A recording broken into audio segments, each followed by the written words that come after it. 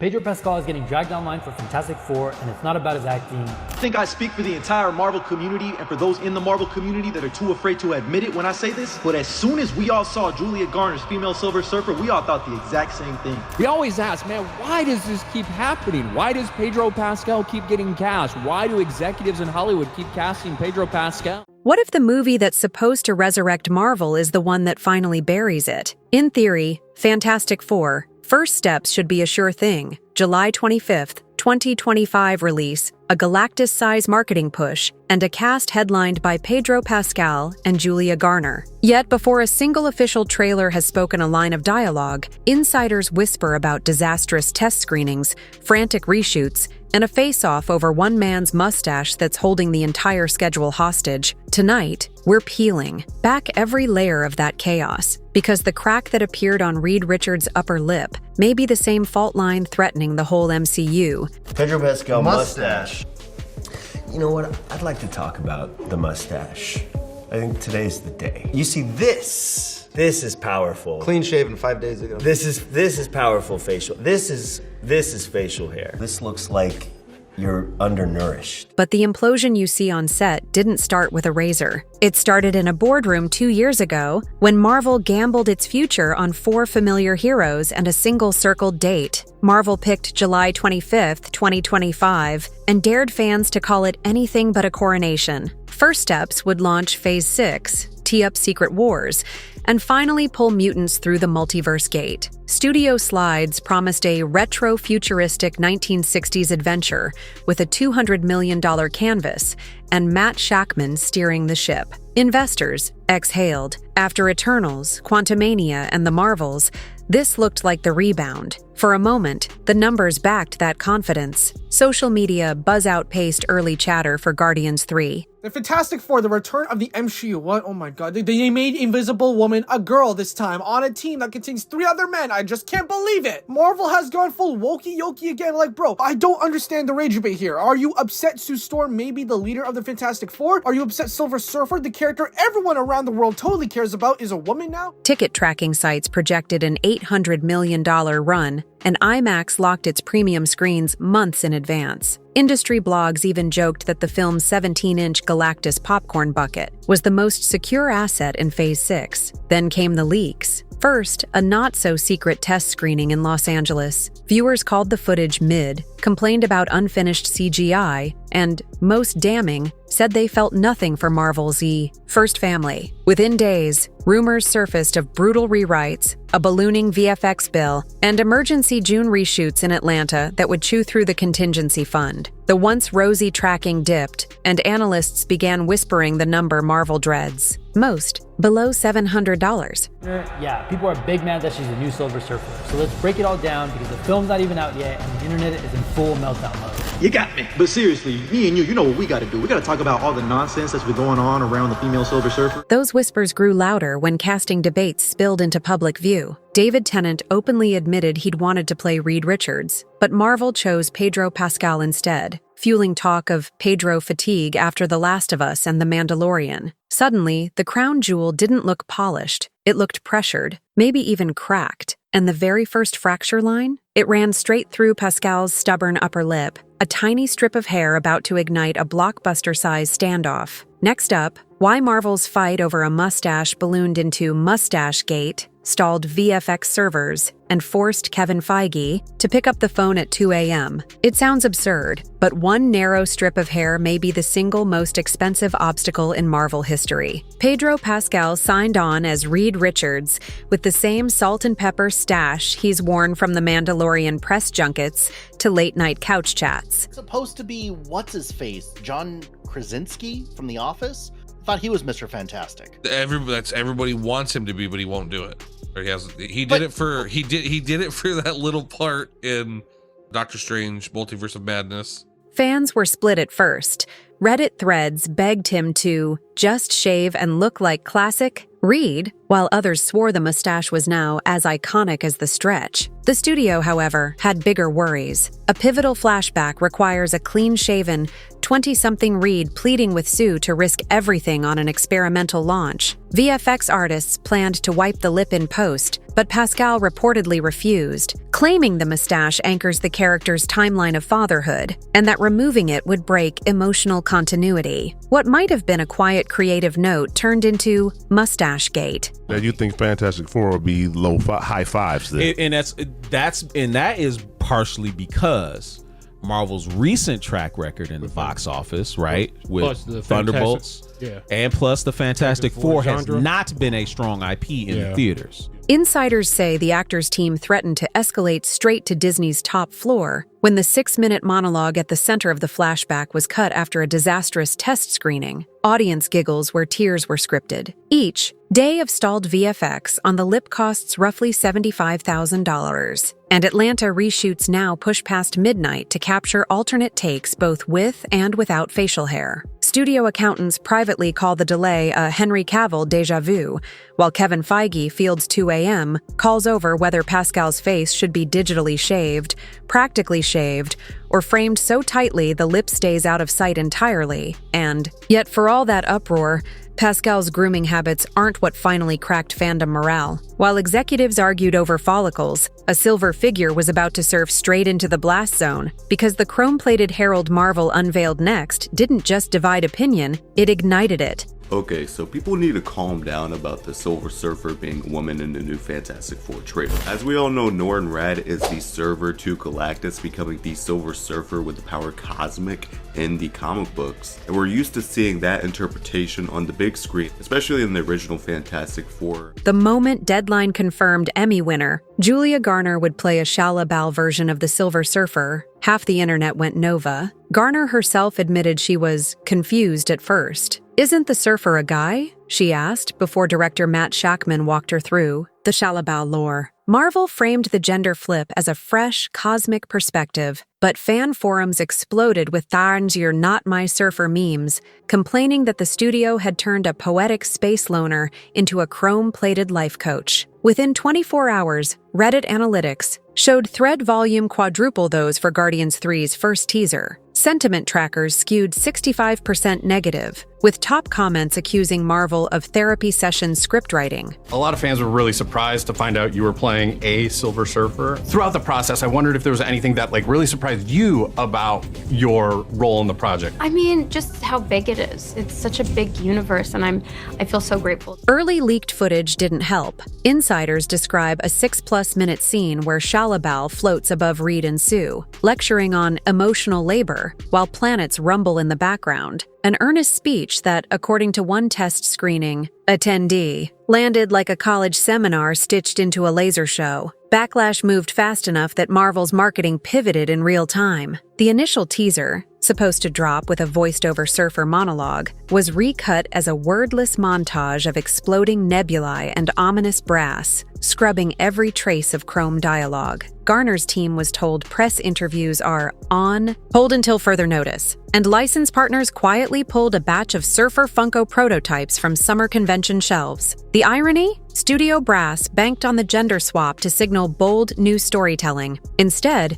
it signaled to many fans that Marvel was still tinkering first and asking what audiences wanted second. Those groans inside the test screening theater were only the opening rumble. The aftershocks would force Marvel into total radio silence, and that's where the real panic began. It started as a hush-hush, friends and family showing at the Regal Long Beach. But the moment the house lights rose, the air felt radioactive. Reports leaked onto Discord in minutes. One viewer sighed mid, another compared the cut to a BuzzFeed sketch with a $200 million tip jar. Word spread faster than the NDAs could be collected. Within 12 hours, YouTube hot takes were splicing shaky plot descriptions with audience memes, and the phrase "woke-astic 4" began trending alongside gifs of Pascal nervously twirling that now infamous mustache. Marvel's internal survey cards made the damage concrete. The studio traditionally celebrates any test screening score above 80%. Excellent. But first steps hovered in the low 60s,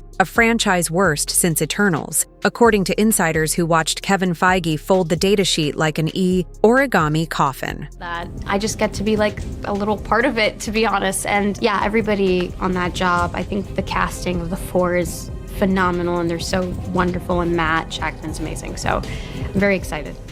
Reaction to Julia Garner's 6-minute emotional labor in zero-G lecture was even colder. Multiple respondents wrote the same note in all caps: "Stop the TED Talk." Panic edits hit instantly. Pascal's fatherhood monologue, slashed. Shalabal's cosmic therapy scene, trimmed to a blink-and-miss cameo. Editors joked they were cutting with a chainsaw, then using tweezers for the stitches. But the bleeding wouldn't stop. Overnight, a fresh round of pickups was ordered. For Atlanta, pushing the VFX pipeline into 24-hour crunch just 9 weeks from delivery. One compositor tweeted a single word, "Pray," before locking their account. Marvel's next move wasn't a counterattack, it was a blackout. Instead of fighting the narrative, Marvel tried to mute it. The first wide-release TV spot, bluntly titled "Silence Your Phone," ran for 30 seconds of wordless cosmic eye candy. Nebulae implode, Galactus looms, not a single line of dialogue escapes. Commentators noticed the strategy immediately: hide the script, sell the spectacle, and coined a new motto: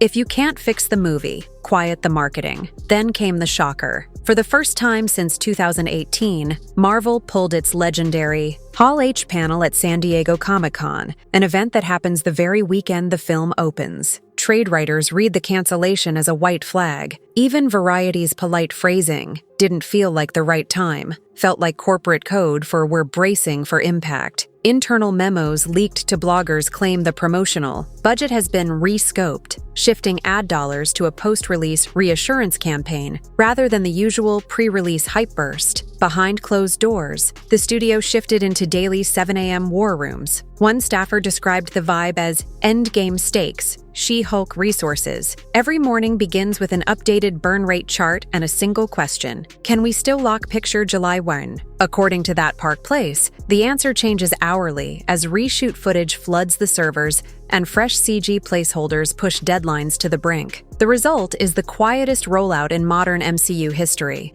At London's MCM Comic-Con, Tennant shared his hope to star as Mr. Fantastic in the Fantastic Four: First Steps. He praised Pascal, saying, "If it has to be someone, I'm very happy it's Pedro Pascal." No cast late-night circuit, no TikTok duet challenges, not even a character poster drip. Instead, Marvel is counting on curiosity and maybe nostalgia to carry opening weekend. But silence can backfire. After years of over-communication, the sudden hush feels less like confidence and more like dread. And when dread meets dwindling goodwill, the conversation shifts from hype to hard cash.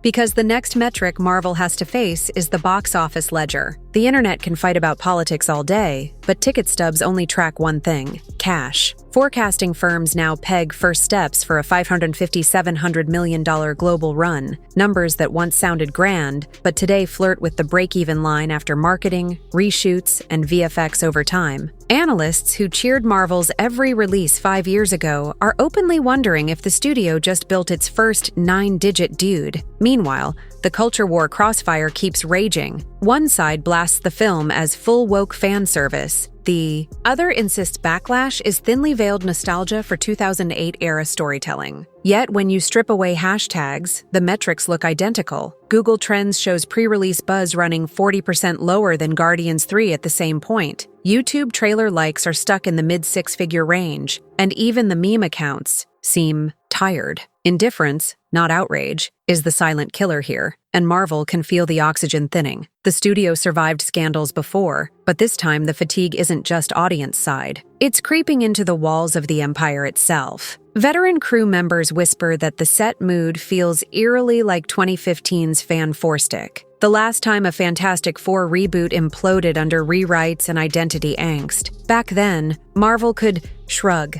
The disaster belonged to another studio. Now the brand name on the door matches the logo on the screen, and shareholders are watching. 4 consecutive MCU films have stalled below $800 million. Disney Plus churn spikes every quarter a new series drops, and Wall Street analysts already list superhero saturation as a red flag risk in earnings calls. Inside Burbank, contingency decks circulate with phrases like Phase 7 scale back and brand rehabilitation path. Is and the original Marvel family. We are about to start filming on Monday or Tuesday. One of those days. We'll see us. us. We'll say that the 1960s are pretty cool. Yeah.